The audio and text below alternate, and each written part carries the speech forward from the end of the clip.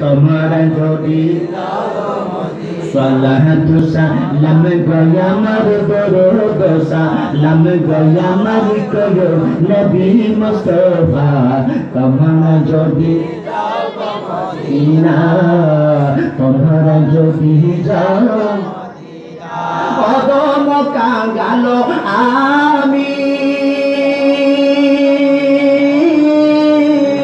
কান্দি বসি দিন রজনীয় কদম কাঙ্গালো আমি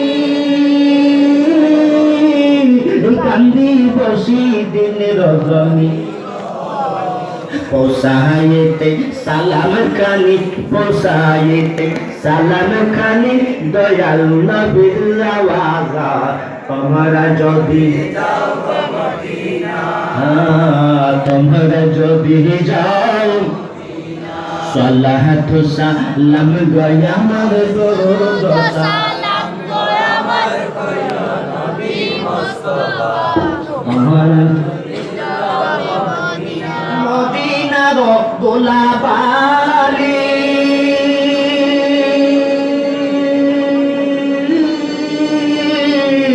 আমার চোখে মুখে বুকে মাখিয়া মদিনার গোলাপালি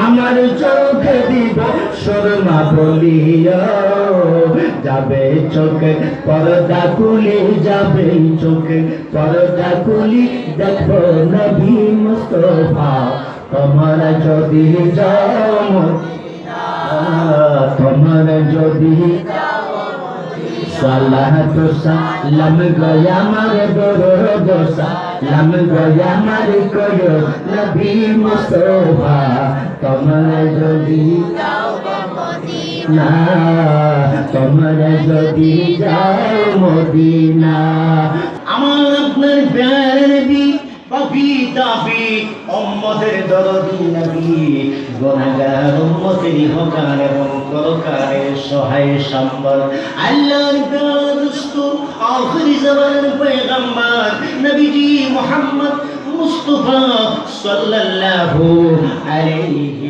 ওয়াসাল্লাম ওদের পাহাড়ের কাছে গেলেন তখন তিনি শুনতে পাইলেন কে যেন নবীজিকে আদর করে তাজিম করে মহব্বত করে সালাম দিচ্ছে আসসালাতু ওয়াসসালামু আলাইকা ইয়া রাসূলুল্লাহ সাহাবাদের জবাব পাইলেন বুলু বাবারা মা বোনেরা যে যেখানে আছেন সবাই বলেন আসসালাতু ওয়াসসালামু আলাইকা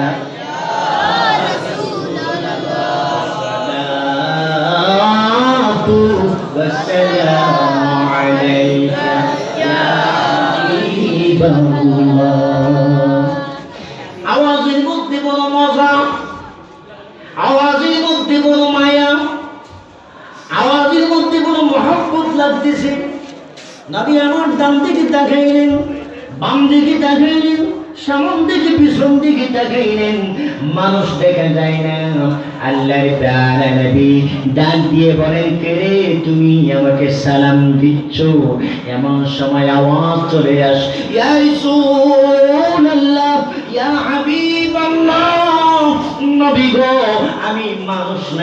আমি মানুষ না আমি উহুদের পাহাড় আপনাকে মহব্বত করি উহুদের পাহাড় আপনাকে সালাম জানাইতেছি জোরে বলুন সুবহানাল্লাহ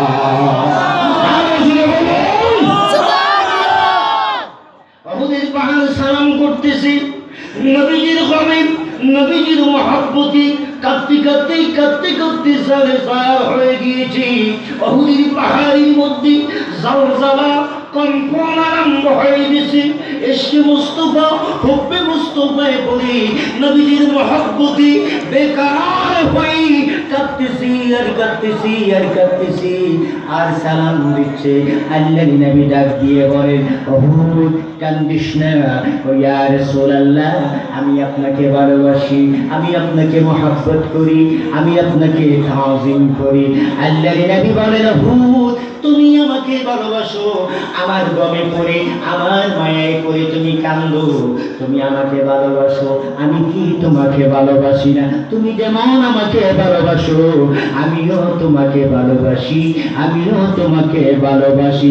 ওহুদ কান্দিস না, কিয়ামতের ময়দানে তুমি আমি নবীর সাথে জান্নাতে যাইবা।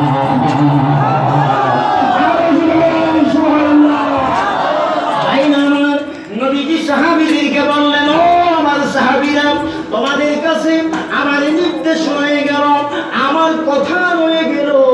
উহুদের পাহাড় আমাকে ভালোবাসে, আমি উহুদের পাহাড়কে ভালোবাসি। তোমাদের কাছে আমার নির্দেশ হয়ে গেল, তোমরা উহুদের পাহাড়কে ভালোবাসবা, উহুদের পাহাড়কে তাজিম করবা, উহুদের পাহাড়কে মহব্বত করবা। যেই ব্যক্তি উহুদের পাহাড়কে ভালোবাসবে সে যেন আমি নবীকে ভালোবাসিল। একটা পাহাড় নবীর মহব্বতে দামি হয়ে গেল, জান্নাতি হয়ে গেল।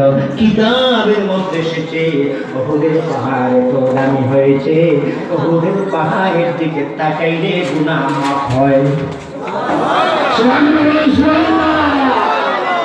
আরে বাবা কেমন কথা, পাহাড়ের দিকে তাকাইলে গুনাহ মাফ হয়। সুবহানাল্লাহ বলেন। পাহাড়ের দিকে তাকাইলে গুনাহগারের গুনাহ মাফ হয়, পাহাড়ের দিকে তাকাইলে সওয়াব হয়, পাহাড়ে যায় নামাজ পড়িলে নামাজ কবুল হয়, পাহাড়ে যায় দোয়া করিলে দোয়া কবুল হয়। এই পাহাড় এত দামি হলো কেন? একটা মাত্র কারণ, তার ভিতরে রয়েছে নবীজির মহব্বত, নবীজির ভালোবাসা। এজন্য আমি বলি ইবাদত হবে আল্লাহর, মহব্বত হবে রাসূলুল্লাহর। মহব্বত কার? রাসূলের মহব্বত, রাসূলের তাযীম, রাসূলের ভালোবাসা অন্তরে রাখিয়া যেই ব্যক্তি ইবাদত করবে ওই ইবাদতে বান্দা আল্লাহর বন্ধু হয়ে যাবে।